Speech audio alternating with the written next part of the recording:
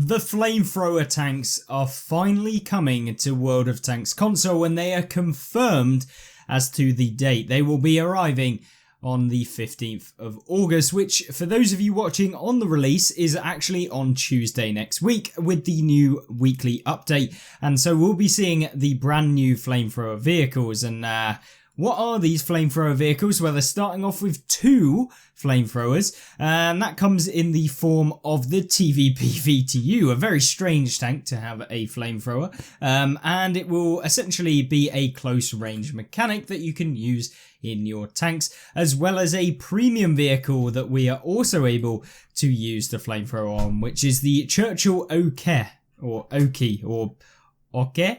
I don't even know, but okay, we have the Churchill. So we'll see what these tanks are all about. Let's have a look at the announcement and what Wargaming are saying about these vehicles. So the latest game mechanic is on its way. Get an exclusive peek at the development of the flamethrowers with a glance behind the scenes from BAM 1500.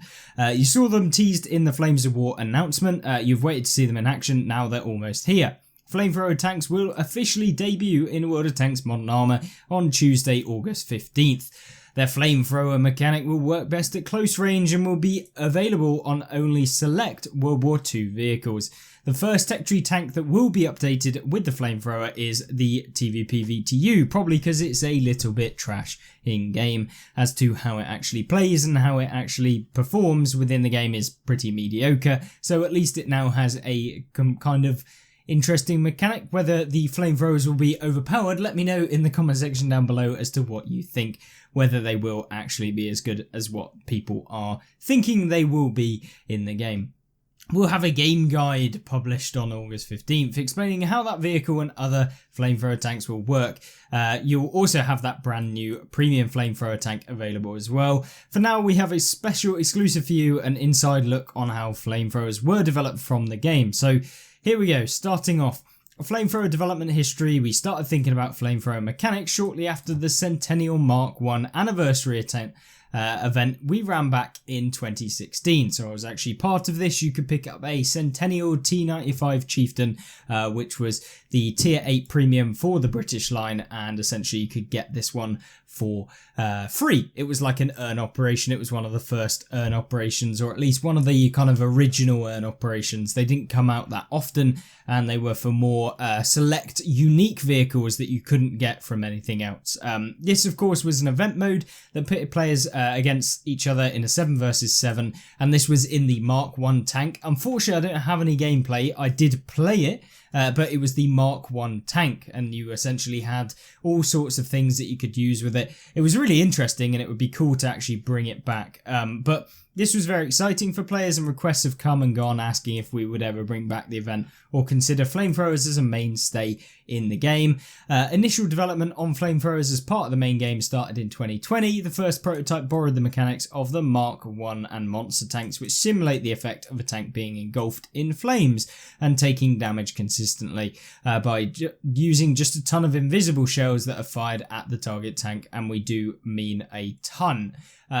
This was problematic, however, due to the complexity of all the collision surface detections we had to account for that were causing server performance issues. Not to mention client performance issues with all of the flame VFX. Yeah, this is a common problem, and I was expecting that this is going to be a problem now, because if you remember with the smoke, a lot of people were having issues with their Xbox One X's, so people with the Xbox One X enhanced version of the game, not the Xbox Series X that we have now, but essentially the smoke was just causing the game to crash instantly, which is obviously not what you want when you're trying to get people to play your game. But because of this, the results of this prototype, we had to refocus on different ways, and flamethrower mechanics and development got shelved, so they got thrown in the bin for the minute, or at least in the archive. So fast forward a couple of years, when we were planning new features and unique tank mechanics for 2023, the discussion of flamethrowers was revived, whatever you want to call it. We approached this first by running the same server performance tests we did in the past with new optimizations and code in the game. We were curious if we still in fact had the same issues. There was a performance improvement, but it wasn't significant enough to be confident that it wouldn't be problematic.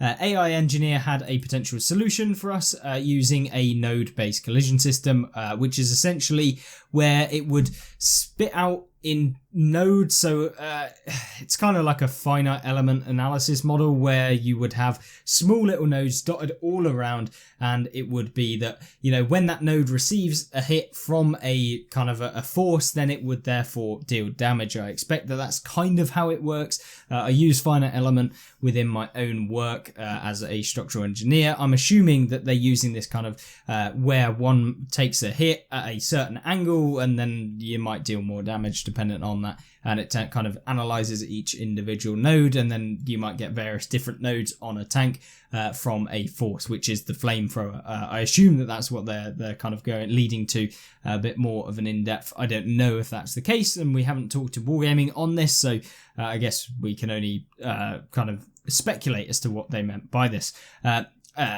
So interpolate the flame VFX between each of the nodes to give the visual effect of a flame stream. So essentially, you know, you can actually see how the flames will engulf outwards rather than having kind of these mini shells which act as flames that have these strange flame kind of specks that come off of the shells, which is what they had previously. And of course, when you're firing tons of shells, it's going to cause lag. This solution removed the collision issue of firing numerous shells from our old prototype. Only had to detect the collision of the nodes when they made contact with the tanks. Still a lot of nodes being fired out, but nothing close to the number of shells being fired out before. And of course, I'm assuming that all of these shells would be rendered in the back end, whereas now you only have one tiny node as opposed to like the big shell, which is still rendered. You just can't see it in the game. We didn't want to use the same flamethrower mechanics seen by the Mark I or even our Awakened monster tanks from the Halloween Monster Mash event mode. We wanted something more historically accurate and fitting to what MA that makes sense. We delved into a lot of reference imagery and video footage of how flamethrowers worked historically and found it a fit that kind of fit with the actual game, but also looked like what they actually did and act like a stream of flames that give the user more control. In addition to all of that, Bam had to say specifically about the TVP VTU concept. We wanted to offer players an opportunity to try out the flamethrower mechanics without feeling forced to fork out gold. This tank out of the Tech Tree collection made sense to get the flamethrower upgrade, as it was already built in mind with a flamethrower gun historically. The TVP VTU uses a secondary weapon system, so you know we have the multi-turreted tanks where you can hold down on the D-pad and it will swap you to the actual other tank gun, and then you can fire that and then swap back to the normal one. It's the same thing with these flamethrowers. So it's got a hole mounted, and it does give limited yaw and pitch axis when aiming, so you can only move it slightly, and of course you would have to actually move the hull of the tank to move it further towards your opponent. So interesting to see what that is. And of course, yeah, let me know what you think of the flamethrowers. Do you think they'll be overpowered? But there's one last to actually have a look at, which is the Churchill I don't know, I'm not even going to bother, but you can see here, we can see the actual Churchill, so this is what it is, and we'll see whether they give us any statistics. So looks very much like a Churchill. There's a surprise. So the rapidly engaged with a 1.6 second reload time and 1.7 second aim time, which is fine. It's got a fast firing gun. I expect you'll have to fire a lot of premium in this thing to make it work. You can see just standard one, and this is the flamethrower. So it actually looks pretty decent, rather than what you had before. I mean, it looks, yeah, I mean, interesting. Is it going to be overpowered? I don't know. I think it could be cool.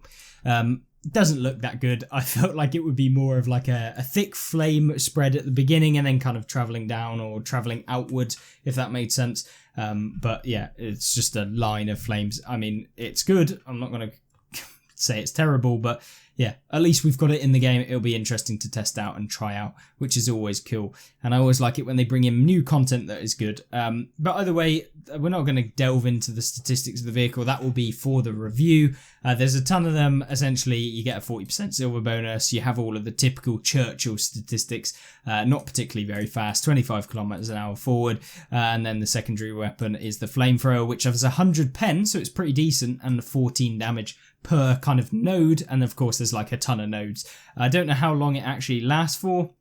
So it's 0.1 second intraclip reload, which will be like the clip. So essentially you got 12 seconds of flamethrower that you can fire out in a tank, like kind of fire, like a clip essentially. And then of course a reload time of 5 seconds after that. So yeah, you can basically keep it up all the time, which is worrying indeed. But we'll see how overpowered this is. And whether it is actually overpowered. Maybe it's fine, but we'll see what it's like in the game. And of course, if you want to purchase this tank, you can purchase it for 8,200 gold for a tier 5 premium. Wow. 6,000 gold for the tier 5 premium, or 2,700 gold for the base version, which I'd highly recommend everyone just gets the base version. There's no real need for the loaded version, as it's just costing you a ton extra gold. So yeah, 2,700, not the 6,000 gold one. Just get the base. It's much better. And of course, you can purchase your boosters at 50% off in a time when they go on sale. It's much better to do that than to purchase them in with a tank. Even if it may seem like you're getting a 30% saving, you probably might not want some of these things. So yeah, just keep an eye on that. And I would just get the base version if it was me, which I'm going to do in the game. But Churchill OK or Oki, it's going to be good. I'm looking forward to testing it out. Whether or not it's going to be OP, completely down to Wargaming. And hopefully they got this one right. But either way, moving swiftly on, we then have a final bit, which is the Metal Fest Act 1 Sabaton.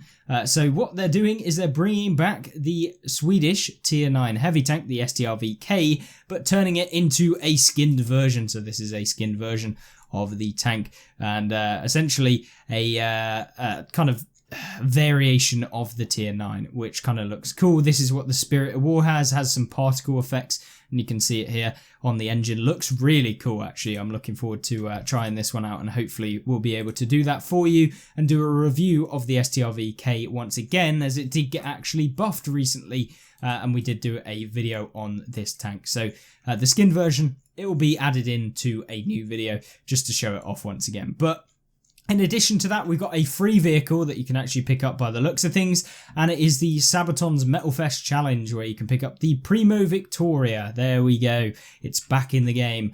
The Primo Victoria being the Tier 8 kind of tank. And essentially what you do is you have to complete a series of missions earning points, and the points are awarded for being able to get dealing 1,500 or more damage in any number of battles. Whether this is repeatable in terms of if you do 3,000 damage, you'll get 2 points. I'm not sure. We'll have to test it out when we go into the game and when the operations is live. But yeah, you've got that, and you've also got the goal of the points for being able to place in the top 3 and top 6, which will give you more points as well, 3 and 2 respectively. And yeah, as you go through, you can get yourself a free Tier 8 Premium, and it doesn't look too difficult to actually be able to get. So yeah, looking forward to trying to get my hands on a free Primo Victoria. And if you already own the tank, you'll be getting the silver equivalent, which is nice. So yeah, very much looking forward to getting this thing. Yeah, very, very nice. But hopefully you will be interested in this one. And of course, they've then got the kind of crew members that you can also pick up from Sabaton as well, which are, of course, the band members. There's a surprise. But yeah, you can get them all in the game. It's cool.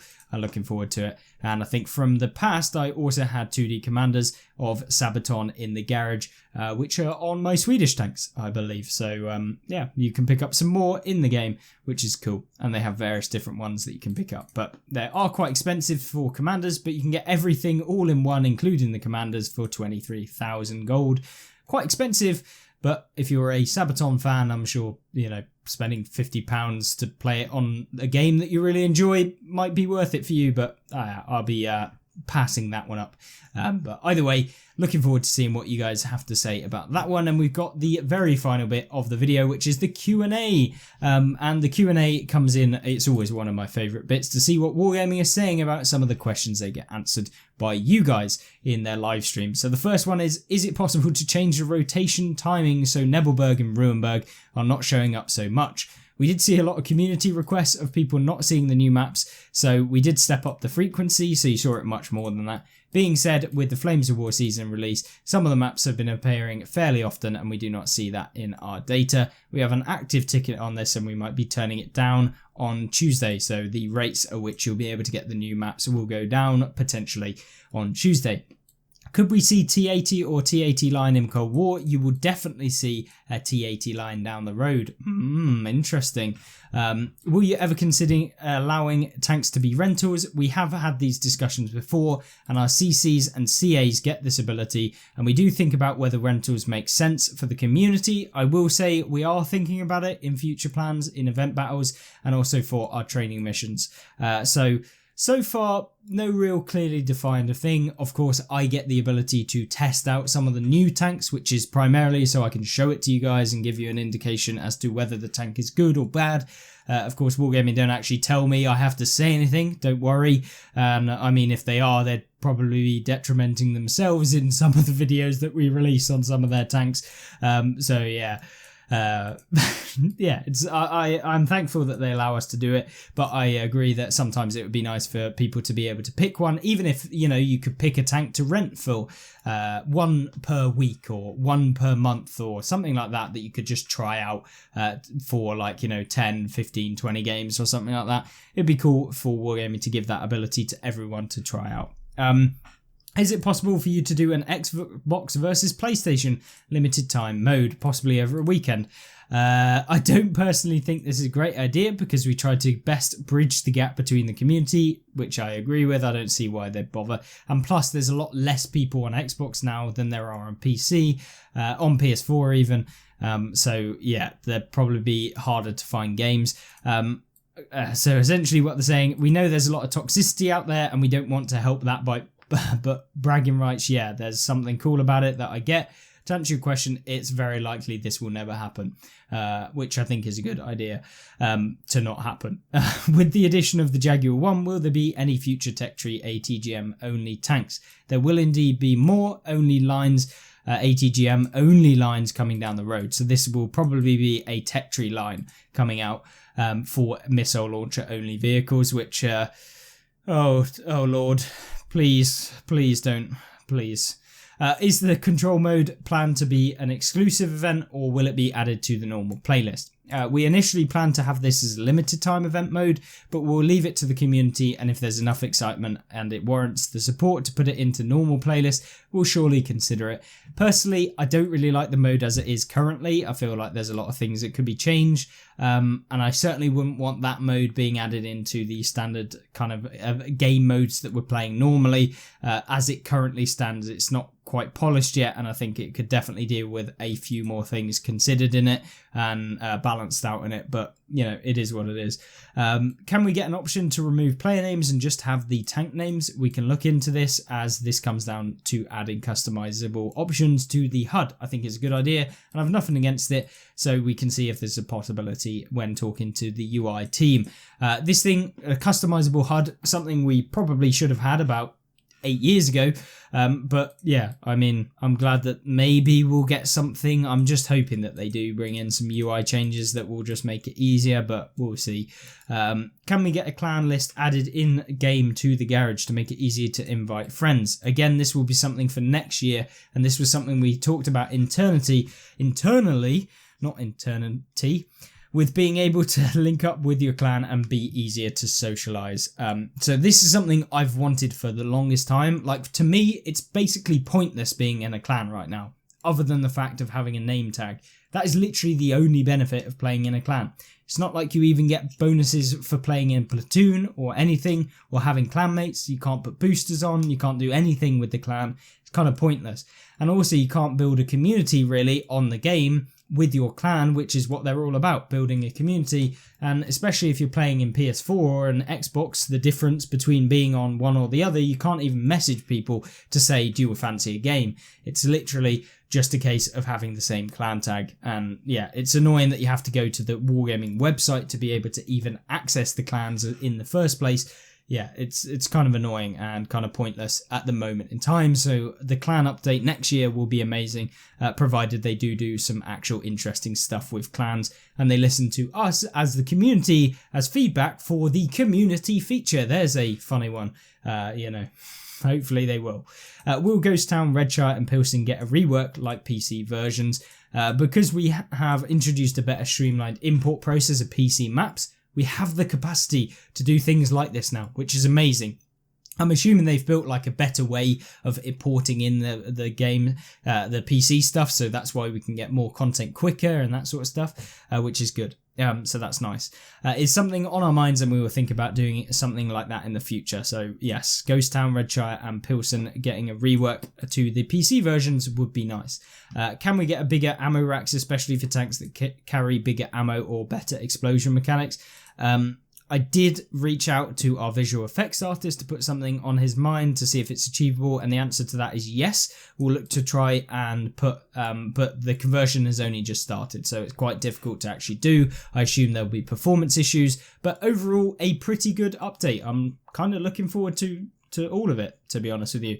Very happy with it, which is probably why you guys actually rated this higher than downvoted it, or upvoted it higher than downvoted. Usually it's the other way around, where they basically have 1 million downvotes and a few upvotes. But yeah, so far looks pretty cool. I'm interested to see what the flamethrower tanks are like, and of course if you want to check out some more videos and the latest kind of tanks that came with the season pass, all of the season information, gameplay and tank reviews, how to get better rewards tanks, guides, best tanks that are in the game, all of that is on the channel, as I'm sure you know if you've been watching for any length of time. But if you haven't, check out some of those and consider subscribing if you're not. Otherwise, liking the video would be massively helpful to me personally. And yeah, hopefully you have a fantastic rest of the day and enjoy playing World of Tanks or whatever the hell you're doing.